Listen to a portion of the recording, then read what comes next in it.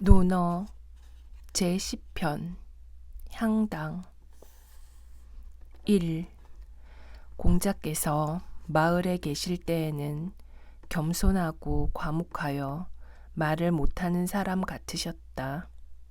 그러나 종묘와 조정에 계실 때에는 분명하게 주장을 펴시되 다만 신중하게 하셨다. 2. 조정에서 하대부와 말씀하실 때에는 강직하셨고 상대부와 말씀하실 때에는 부드럽게 어울리시면서도 주장을 분명히 하셨으며 임금이 계실 때에는 공경스러우면서도 절도에 맞게 위엄을 갖추셨다. 3. 임금이 불러 나라의 손님을 접대하게 하면 얼굴빛을 바로 잡으시고 공경스럽게 발걸음을 옮기셨다. 함께 서 있는 사람에게 인사를 하실 때는 마주 잡은 두 손을 좌우로 돌리며 좌우의 사람들에게 읍을 하셨는데 읍을 하실 때마다 옷이 앞뒤로 가지런히 움직이셨다. 빠른 걸음으로 나아가실 때에는 손의 움직임이 새가 날개를 편 듯 단정하셨다. 손님이 물러간 후에는 반드시 손님께서 뒤돌아보지 않으시고 완전히 떠나셨습니다. 라고 보고하셨다. 4. 궁궐의 큰 문에 들어가실 적에도 몸을 굽히시어 마치 문이 작아 들어가기가 넉넉하지 못한 듯이 하셨다. 문 한가운데에는 서 있지 않으셨고 다니실 때에는 문지방을 밟지 않으셨다. 임금께서 계시지 않을 때라도 임금의 자리 앞을 지나실 때에는 낯빛을 바로 잡으시고 발걸음을 공경스럽게 하셨으며 말을 잘 하지 못하는 사람처럼 하셨다. 옷자락을 잡고 당에 오르실 때에는 몸을 움츠려 굽히셨고 숨소리를 죽이시어 마치 숨을 쉬지 않는 사람 같으셨다.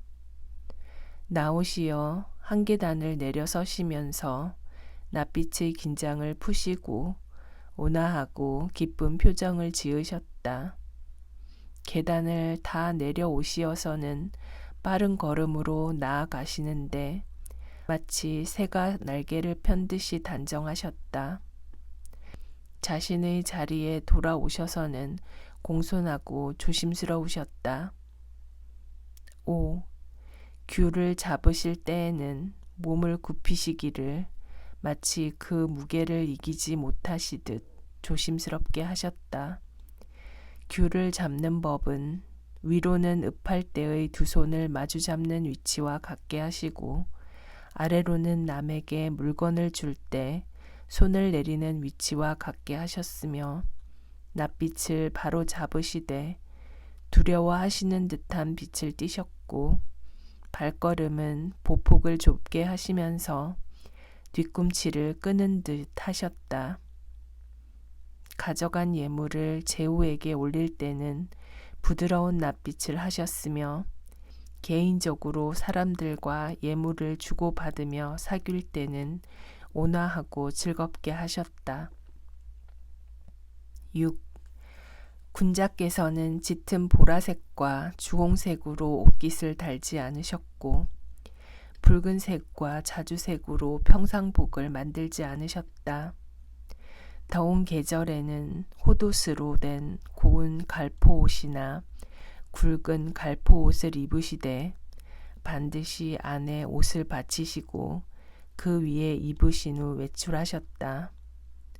검은 옷에는 검은 양의 털가죽으로 만든 옷을 입으시고 흰 옷에는 새끼 사슴의 털가죽으로 만든 흰 옷을 입으셨으며 누런 옷에는 여우의 털가죽으로 만든 옷을 입으셨다. 평상시에는 입는 갓옷을 길게 하되 행동하기 편하게 하기 위해 오른쪽 소매는 짧게 하셨다. 반드시 잠자리 옷이 있으셨는데 길이는 키의 1배 반이었다. 여우와 담비의 두터운 털가죽을 두툼하게 깔고 지내셨다. 탈상한 뒤에는 폐옥을 가리지 않고 차셨다. 조복이나 제복이 아니면 반드시 폭을 줄여서 입으셨다. 검은 털가죽 옷과 검은 관을 쓰시고는 조문을 하지 않으셨다. 매달 초하루에는 반드시 조복을 입고 조정에 들어가셨다. 7. 재개하실 때에는 목욕 후 입으시는 밝고 깨끗한 옷이 있으셨는데 이는 삼배로 만든 것이었다. 재개하실 때는 반드시 음식을 평소와 달리 하셨으며 거처도 반드시 평소와 달리 하셨다. 8. 밥은 고운 쌀이라야 싫어하지 않으셨고 회는 가늘게 썬 것이어야 싫어하지 않으셨다. 밥이 쉬어 맛이 변한 것과 생선이나 고기가 상한 것은 드시지 않으셨다. 빛깔이 나쁜 것도 안 드셨고 냄새가 나쁜 것도 안 드셨다. 잘못 익힌 것도 안 드셨고 제철이 아닌 음식도 안 드셨다. 썬 것이 반듯하지 않으면 안 드셨고 간이 적절하게 들지 않은 것도 안 드셨다. 고기가 아무리 많아도 밥 생각을 잃을 정도로 드시지는 않으셨다. 술만은 한정을 두지 않으셨으나 품격을 어지럽힐 정도까지 이르시지는 않았다. 사온 술과 사온 육포는 드시지 않으셨다. 생강은 물리치지 않고 드셨으나 많이 드시지는 않으셨다. 나라의 제사에서 받은 고기는 하룻밤을 묵히지 않으셨다. 다른 제사에서 나온 고기도 3일을 넘기지는 않으셨고 3일을 넘기면 드시지 않으셨다. 식사하실 때는 말씀이 없으셨고 잠자리에서도 말씀이 없으셨다. 비록 거친 밥과 채소국이라도 반드시 고수례를 하셨는데 언제나 엄숙하고 삼가는 모습이셨다. 9.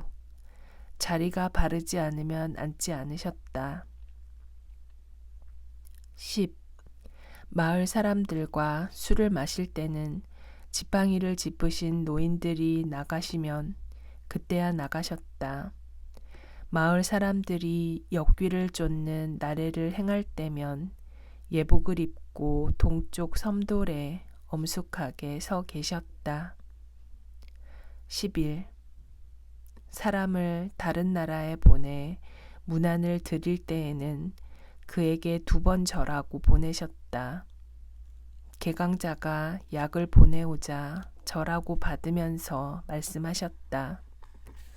제가 잘 알지 못하기 때문에 감히 맛보지는 못하겠습니다. 12. 마국간에 불이 났었는데 공자께서 퇴근하시어 사람이 다쳤느냐라고 물으시고는 말에 대해서는 묻지 않으셨다. 13. 임금이 음식을 내려주시면 반드시 자리를 바로 하고서 먼저 맛을 보셨다. 임금이 날고기를 내려주시면 반드시 익혀서 조상께 올리셨다. 임금이 산 짐승을 내려주시면 반드시 그것을 기르셨다.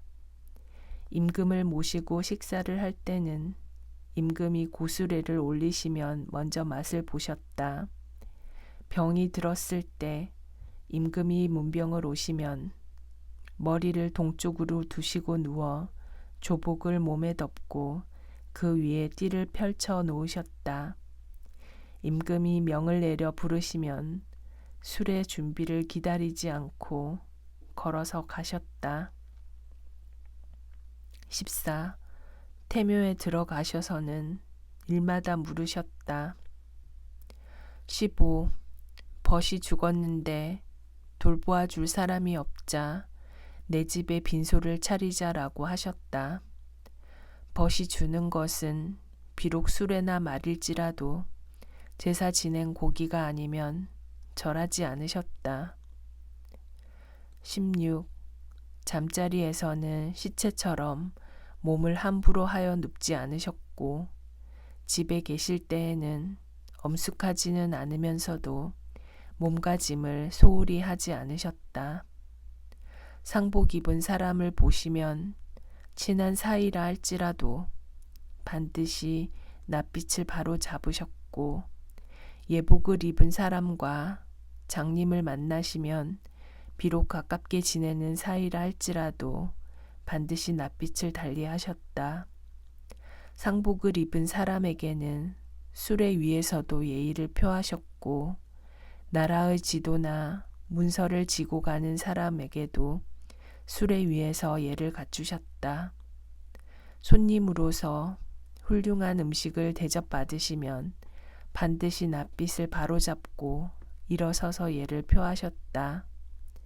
천둥이 심하게 치고 바람이 거세게 불면 반드시 낯빛을 달리하셨다. 17. 수레에 오르시면 반드시 바르게 서서 손잡이 줄을 잡으셨다. 수레 안에서는 두리번거리지 않으셨고 말씀을 빨리 하지 않으셨으며 직접 손가락질하지 않으셨다. 18. 새들이 사람들의 기색을 살피다가 날아올라 빙빙 돌다가 내려앉았다. 이를 보고 공자께서 말씀하셨다. 산의 다리에 있는 까투리야, 제철을 만났구나. 제철을 만났구나. 자로가 그 까투리를 잡아서 바치자 3번 냄새를 맡으시고는 일어나셨다.